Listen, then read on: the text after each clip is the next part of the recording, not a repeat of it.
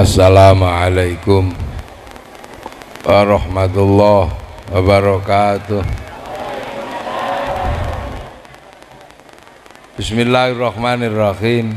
Bismillah, alhamdulillah, wassalatu wassalamu ala rasulillah Sayyidina Muhammad ibn Abdillah wa ala alihi wa ashabihi wa azwajihi wa dzurriyyatihi wa ahli baitihi wa man tabi'ahum bi ihsanin ila yaumil qiyamah.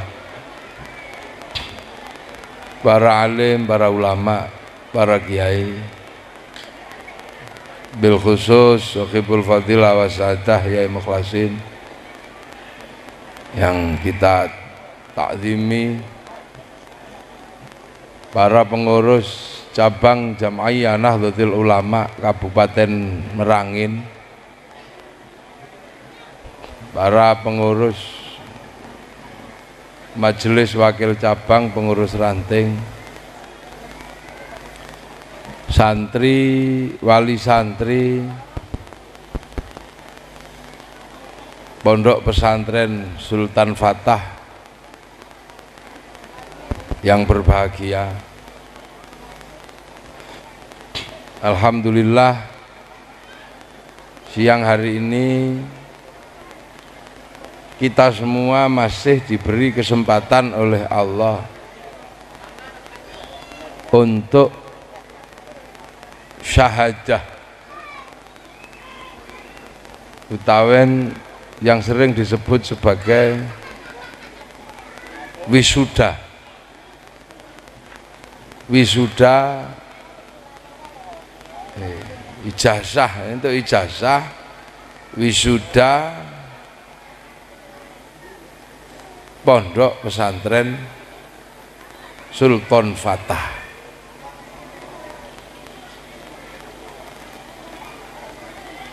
Ini semua iki sing cilik-cilik iki banser sing cilik-cilik iki banser. Wes kono kono pelembungan kono mburi kono. Sing cilik-cilik niki. Banser iki cilik-cilik iki gelem mburi kono. Gelem mburi. Wes, ayo kon mangku wong tuane dhewe-dhewe. Ya, wes kono. Kono. Nggih.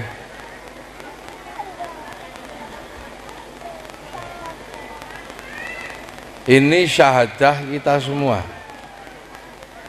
Pembuktianipun menungso. Kan nek awak dhewe niku masih menungso.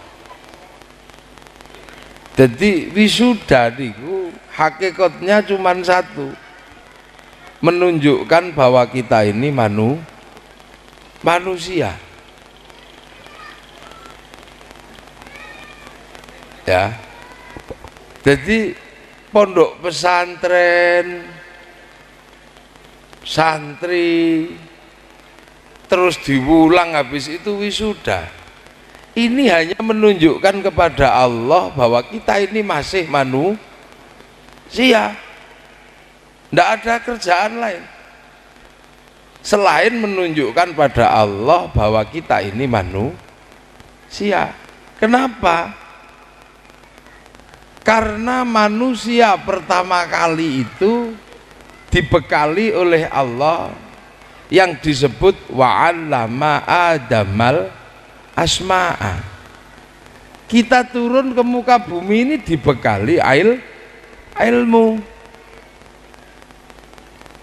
Maka yang bisa diambil dari manusia itu ilmunya. Allah enggak menitipkan vitamin C pada manusia. Vitamin C itu dititipkan Allah pada jeruk. Dan sampai sekarang jeruk itu masih istiqomah. Kalau manusia butuh vitamin C, nyari jeruk. Allah membuat pisang, semenjak pertama tugasnya pisang itu membawa vitamin A. Maka sampai sekarang orang kalau cari pisang Ya di situ masih ada vitamin A. Allah menitip protein dititipkan pada ikan. Sampai sekarang orang cari protein masih ada di ikan. Lah, manusia pertama kali turun ke muka bumi dikasih ilmu. Nah, sekarang kita masih membuktikan pada Allah bahwa kita masih punya ilmu. Lho niku lho mila enten syahadah, enten ijazah niku menunjukkan bahwa kita ini masih isik menungso.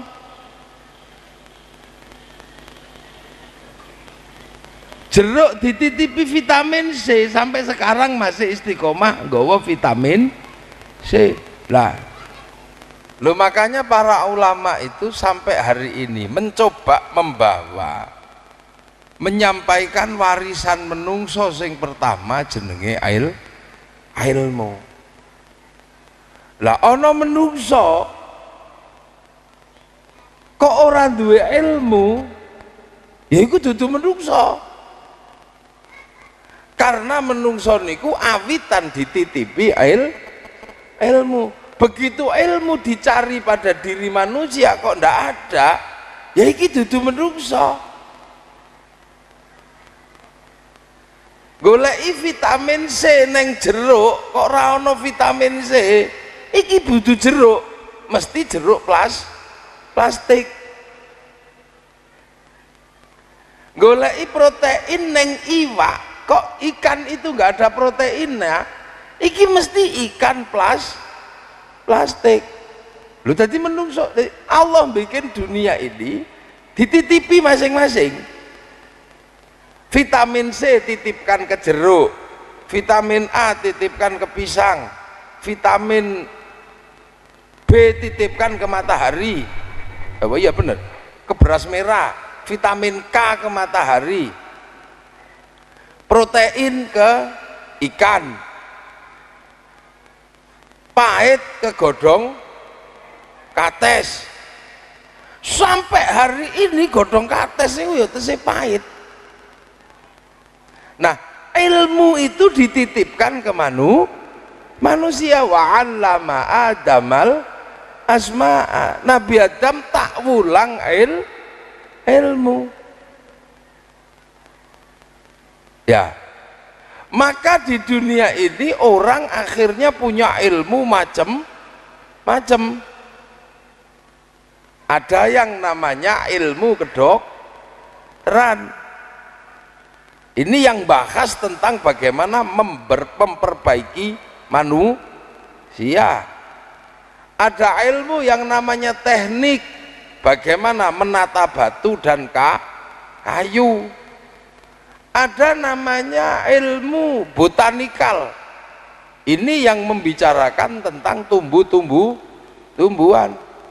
Ada ilmu yang membahas tentang kelicikan dan keculasan dan bagaimana jalan keluarnya, jenenge ilmu politik. Lho ana ilmune dhewe-dhewe. Lah, itu makanya iki sing jenenge menungso. Lah, dilalah teng Sultan Fatah ini membahas tentang ilmu yang mengajarkan bagaimana manusia kembali kepada Allah. Itu ya. Jadi dunia ini semua masih istiqomah. Jeruk masih bawa vitamin C, isi istiqomah kabeh. Tekek itu dari dulu ya masih istiqomah. Mulai dibikin berbunyi tekek sampai sekarang juga bunyinya masih tekek, belum berubah tekek kuk ya belum. Kelapa itu suruh bawa santen sama Allah, sampai hari ini itu masih dibawa. Nah, itu semua untuk manusia. Maka manusia dikasih ilmu agar memahami semuanya. Huwallazi khalaqalakum ma fil ardi jami'a. Lah semua masih istiqomah ini. Yang mulai nggak istiqomah itu manusia ini wis ora istiqomah. Melinjo masih istiqomah. Tapi manusiane sing saiki wis ora doyan melinjo, padahal melinjo itu untuk manusia. Wedhus itu dibikin untuk manusia. Sampai sekarang ana menungso sing wis ora oleh mangan wedhus. Wedhuse isih padha. Sego itu masih istiqomah dari dulu seperti itu. Tapi sekarang ana menungso sing wis ora kuat mangan sego. Bayem itu masih seperti dulu. Saiki menungso ora kuat mangan bayem karena darah tinggi, melinjo karena asam urat, wedhus karena kolesterol, sego karena gula loh. Jadi sing ora istiqomah niki menungso. Lah ini pasti ada sesuatu yang tidak beres. Terkait apa? Terkait manusia kadang sudah tidak punya ilmu. Nek menungso iki sik duwe ilmu, pasti ngerti carane menyelesaikan melinjo. Maka kemudian menghasilkan ilmu tentang asam urat. Nah, anak-anak di dunia ini sesungguhnya semuanya punya beban untuk membawa ilmu. Yang penting jangan sekali-sekali manusia nggak punya ilmu. Sebab begitu manusia nggak punya ilmu, pangkatnya turun di bawah tomat, pangkate medun sak ngisore jeruk. Menungso pangkate medun sak ngisore wedhus. Loh, jadi manusia ini nggak boleh turun pangkat. Ojo ngasih menungso pangkate luwih rendah daripada wedhus. Mula menungso kudu belajar ilmu, sebab wedhus iki sik istiqomah. Ngembek ket biyen ya bek gitu. Belum pernah kok kikuk mbek gitu ya enggak. Nah ini, itu sekian ilmu yang dipelajari. Lah, Sultan Fatah yang kebetulan hari ini ya, hari ini yang diwisuda ini bin Nador, ini Al-Quran ini kebetulan yang memilih ilmu apa? Menghantarkan manusia kembali kepada Allah. Ini pilihannya Pondok Pesantren Sultan Fatah. Ini pilihannya Kiai Mukhlasin, pilihannya itu mengajarkan sesuatu yang menghantarkan orang kembali kepada Allah. Maka kurikulumnya adalah kurikulum pembelajaran iman dan pembelajaran Islam. Nah itu, makanya di sini yang diajarkan adalah Quran. Nah, kita semua itu hadir di sini karena pengen ikut selamat sampai kembali kepada Allah. Karena kita itu bukan penduduk sini. Kita itu kan bukan penduduk sini. Loh, manusia itu bukan penduduk bumi. Manusia itu penduduk langit. Kesini itu transmigrasi. Yang asli penduduk sini itu ya celeng, itu penduduk sini. Babi, kucing, itu penduduk sini. Kalau manusia itu penduduk langit, cuman dipinjamkan oleh Allah untuk menjadi khalifah di muka bumi. Nah, besok kembalilah lagi. Maka kita dikenalkan dengan istilah inna lillahi wa inna ilaihi raji'un. Kita disuruh balik lagi, kapan? Nggak tahu kita. Tak pulang. Jadi manusia itu sana, Nabi Adam itu penduduk langit. Lah kita ini ya penduduk langit. cuman karoserinya aja yang dibuat di sini. Loh, kita ini kan punya manusia, kita ini manusia itu tidak ketok, tidak kelihatan manusia itu. Ini bukan manusia, iki dudu menungso iki ini bungkusnya menungso, iki bungkusnya, karoserinya. Kalau yang ini produksi sini, nek bungkusnya iki diproduksi di sini, nek menungso nek produksi lah langit, namanya ruh atau nyawa lah. Kalau yang ini kan produksi ini toh, ini karena diproduksi di sini ya kecil-kecil, jelek-jelek, pesek, wong produksi sini. Kalau diproduksi di Arab sana, mancung-mancung, gagah-gagah, besar-besar, keriting, matanya bulat, bagus. Kalau diproduksi di Eropa sana lebih gede lagi, putih-putih, rambutnya merah, hidungnya mancung. Kalau diproduksi di Cina ya jembluk-jembluk, tembem, matanya sipit. Kalau diproduksi di Jepang ya kurus-kurus, panjang-panjang, tipis. Kalau diproduksi di Afrika sana ya gosong. Nah, nanti kalau di sini sudah penuh ya bapaknya nyari ibunya, sudah bikin, ya sudah itu bikin itu. Malam-malam lampu matikan, yuk bikin. Setelah itu dititipkan di sawah, namanya ibu.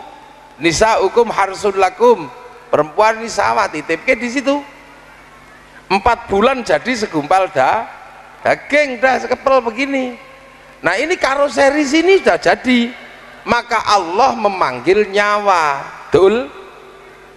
Omahmu sudah jadi tuh, rumahmu turun ya. Iya ya Allah. Lah kalau kamu turun masih inget nggak kalau aku itu Tuhanmu? Alastu birabbikum, kamu tahu nggak kalau aku ini Tuhanmu? Ya inget ya Allah. Qalu bala syahidna, ya saya akan ingat engkau Allah. Fanfukhurruh, maka ruhani dari langit ditiupkan ke dalam daging. Akhirnya dagingnya ini hidup. Ini manusia begitu. Nah, nanti jasmaninya ini hanya mengantarkan ruhani, sama kayak padi. Pari niku nek wis parine tuwa, berase tuwa, damene kuning. Dipupuk habis berapa kintal tetap kuning. Debok pisang itu cuman menghantarkan pisang. Engko nek gedange tuwa deboke basa. Ya bodoh, karoseri itu cuman menghantarkan perjalanan nyawa. Nek nyawane tuwa ya untune protol, dengkule linu, matane lamur, ya sama. Terus habis itu selesai. Nah, kita ini kebetulan mengambil ilmu yang secara khusus mempelajari bagaimana menghantarkan manusia kembali pada Allah. Ini pilihannya Sultan Fatah. Fakultas kedokteran itu memilih ilmu memperbaiki, jangan sampai nyawa itu lepas. Nyawane arep ucul, cencang maneh pakai ilmu kedokteran, tarik lagi. Itu. Nah, yang mempelajari tentang ilmu kehewanan ini mempelajari hewan apa yang bisa dimanfaatkan oleh manusia. Loh, sama. Ilmu pengobatan, ilmu ketabiban kabeh untuk manusia. Kita ini sedang mempelajari ilmu menghantarkan manusia kembali kepada Allah. Maka kita diajarkan bagaimana memahami Al-Quran, bagaimana sholat, karena itu semua adalah apa? Bekalnya ruhani. Ini bekal jasmani itu di toko besi banyak. Wong bekalnya jasmani asalnya dari dunia, ya makanannya dunia, telo. Itu jasmani. Nah, kalau makanannya ruhani itu agama. Lah mula kita ini diajarkan agama. Ya, maka di sini diajarkan thariqah. Diajarkan bagaimana mengamalkan agama Allah. Nah, mempelajari itu semua di sini, tokonya ini, menunya ada. Bagaimana memahami agama, ikutnya siapa? Ikutnya ulama. Bagaimana memahami politik, ikutnya ketua partai politik. Bagaimana memahami sapi, ya ikutnya bakul sapi lah semua lah. Makanya di sini ini ikutnya ulama. Maka tadi ada namanya Nahdlatul Ulama, karena kita ini sedang memilih jalur agama. Nah, kalau memilih jalur agama ya harus ikut ulama, kan gitu. Nah, maka kemudian ibu-ibu ini semua masrahkan anaknya ikut ulama. Ini dipasrahkan ke sini untuk apa? Ditumbuhkan ruhaninya, mengenal agamanya Allah Subhanahu wa ta'ala. Nah, yang butuh agama itu di mana? Di dalam sini. Di sini, di dalam sini. Nah, kalau yang terlihat ini kan produksinya bapak-bapak, ibu-ibu ini, yang mau dihidupkan apanya? Yang mau dihidupkan adalah manusianya yang ada di dalam. Nah, orang tua masrahkan anaknya, ini dipasrahkan gelondongan nih, ibaratnya dipasrahi kelapa, suruh ngeluarkan santannya. Pendidikan itu kan memasrahkan kelapa, ibaratnya anak ini gelundungan untuk dikeluarkan isinya, santannya. Nah, mengeluarkan isi itu mesti buka kulite, arep ngetokno santen mlathoki klopo. Mula murid iku ya dikaplok barang, ya dijewer, ya ditempeling, ya ditapuk cangkeme gitu. Kenapa? Karena ibaratnya ibu-ibu, bapak-bapak memasrahkan klopo gelundung ini untuk dikeluarkan santannya. Maka sistem pendidikan itu tidak mengenal kok terus murid gak diapa-apain gitu. Yuk dikaplok. Kenapa? Karena bungkusnya kadang kita bikinnya juga nggak serius. Ono sing gawe bungkusnya karo ngantuk. Ini gawe. Ya anaknya diulang tek kapur sekilo ya ora nyantol. Lah caranya gimana? Keluarkan ya dikaplok ya tangi. Ono sing gawene bungkusnya itu tadi dengan meksa. Akhirnya anaknya koclok apa-apa geke saiki selesai kelutan. Nah, mengeluarkan itunya gimana? Ya ini kulitnya. Maka sistem pendidikan pesantren itu boleh nempeling wongi, boleh. Guru itu boleh karena mesti mengeluarkan santannya, jangan dikira. Boleh. Maka dulu kalau guru ngaplok, artinya guru sedang membuka kulitnya kelapa, dikaplok gurune kok rong buka, kondo wong tuane dikaplok tambahi, membuka lebih lebar. Lah sekarang kadang dibuka gurune pok, orang buka, bilang orang tuanya, wong tuane malah nyeluk polisi, nutup lagi. Ayo ora kebuka. Jadi aku ndak buka. Mungkin tempat saya kalau anak tak tempeling, orang tuanya datang ndak terima, tak tempeling sak wong tuane sisan. Iya, bawa polisi, sak polisi ini tak tonyo mbak aku. Kenapa? Karena ini konsep pendidikan Islam, mengeluarkan manusia yang ditaruh di dalam batin ini piye. Maka Allah berfirman dalam Al-Quran, innama yakhsyallaha min ibadihil ulama. Kalau mau mencetak ulama, bentuk kepribadian yang yakhsyallah, yang takut pada Allah, mencetak wong wedi nek ora dikaplok ora dadi. Itulah. Ini makanya jangan salah. Ini yang kadang kiai ini disuruh membina mental umat, tapi mental itu kan ada di dalam. di dalam jiwa. Nah, jiwa ini ketika mau ditumbuhkan, dia dilindungi oleh raga. Yang raga itu produk dunia. Tangan ini produk donya. Tangane wong lanang sakmene akeh ben weruh bokong mesti pengen demok. Wis to. Wong niki donya. Tangan santri, tangan kiai, tangan bupati padha anggere weruh bokong pengen demok. Wong iki donya. Tangan kula bareng yo nggih sami mawon. Mata ini dunia, naik motor kadang-kadang kono wong adus mesti ditoleh kok. Nek sing adus simbah-simbah ya bablas. Nek sing adus kono balik, ini dunia. Sendal ini kaki ini dunia, terbuat dari dunia. Mula nek medun masjid pengen ganti sendal. Lha padha kabeh, manuk niku donya. Pengene dolan mau ra mandeg nek rung protol. Lah dadi menungso iku padha, sing bedake cuman remnya tok yang membedakan. Lah insyaallah kalau kiai itu remnya kan cakram. Tapi depan belakang remnya utuh, begitu mau ngelusut sih direm set mandek. Nah, rem sini kan remnya tromol. Kampase mentek nih kok dadi anu ngelusut mawon kiki duk ngoten niku. Nah, maka anak-anak ini dibuka kulitnya juga dibikinkan rem.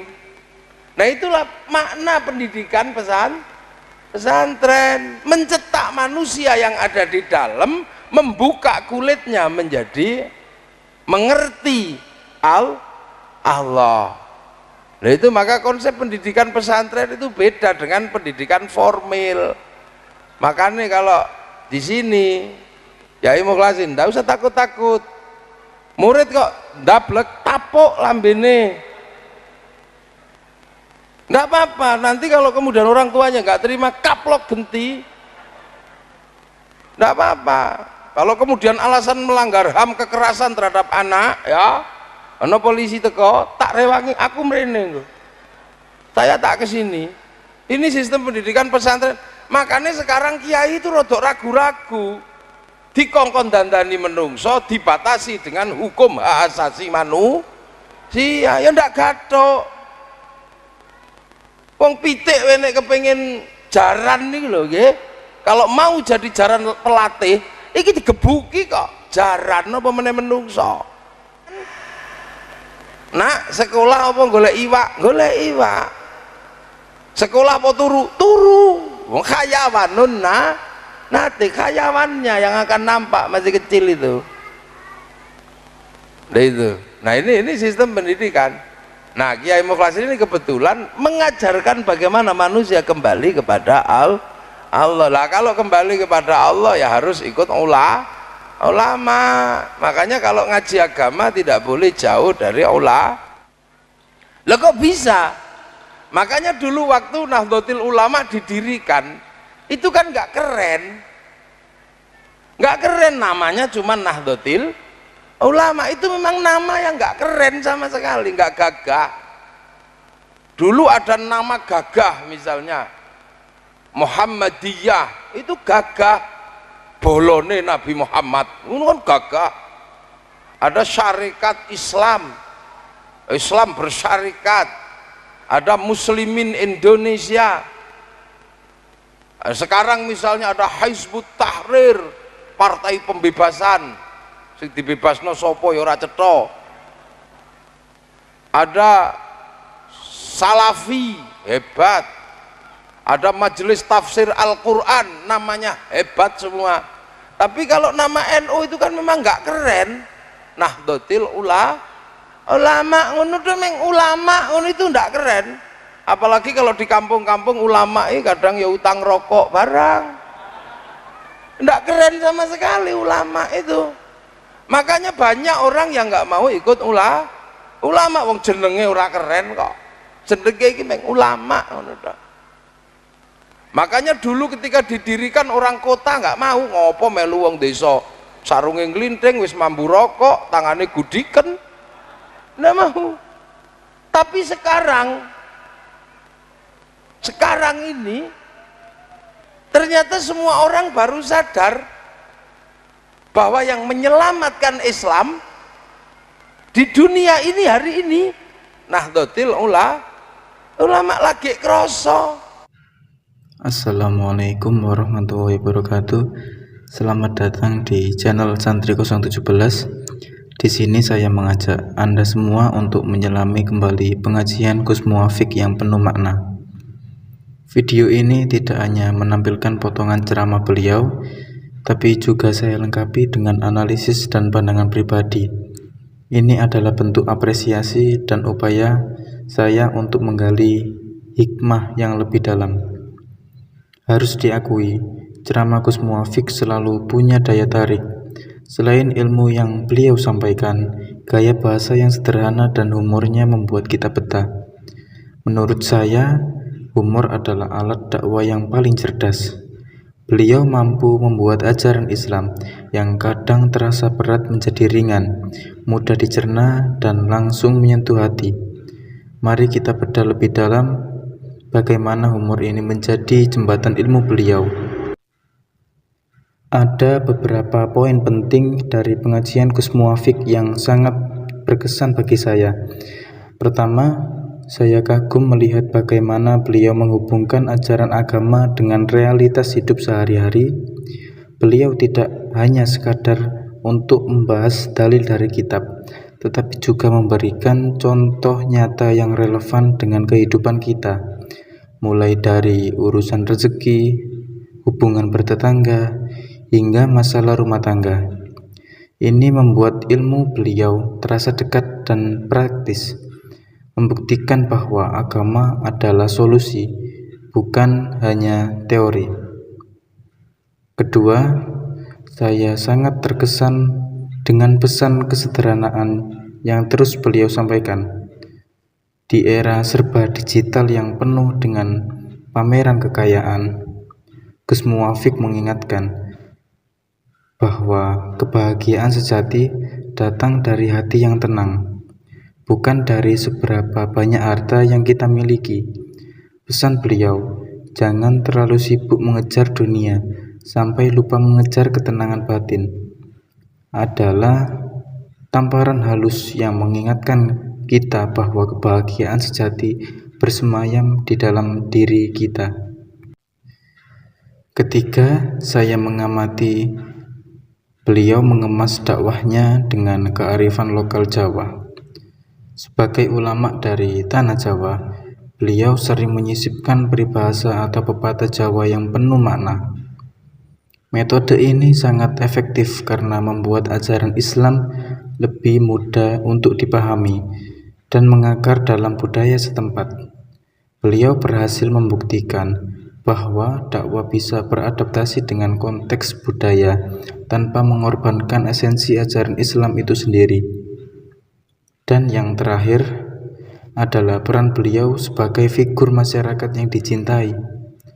Gus Muwafiq bukan hanya seorang penceramah, beliau adalah sosok yang dekat dengan umatnya, penasehat, penengah masalah, dan pemimpin spiritual. Beliau berbicara bukan dari posisi yang lebih tinggi, melainkan sebagai seorang ayah, teman, atau guru yang tulus membimbing. Ini mengajarkan kita tentang pentingnya adab dan ketulusan dalam berdakwah. Pesan inti dari video pengajian Gus Muwafiq ini adalah bahwa ajaran Islam yang disampaikan dengan cara yang mudah dipahami dan membumi tidak hanya menambah pengetahuan, tapi juga membawa ketenangan dan inspirasi. Dalam pengajian itu, kita diajarkan tentang pentingnya bersabar dan ikhlas sebagai kekuatan batin untuk menjalani hidup. Kita juga diingatkan untuk lebih fokus pada introspeksi dan memperbaiki diri, alih-alih sibuk mencari kesalahan orang lain. Inti dari semua ajarannya adalah bahwa Islam adalah agama yang mudah, damai, dan menjadi solusi bagi segala masalah kehidupan. Jangan lupa berkomentar dan jangan lupa berinteraksi di channel saya. Saya selaku kreator dari Santri 017. Assalamualaikum warahmatullahi wabarakatuh.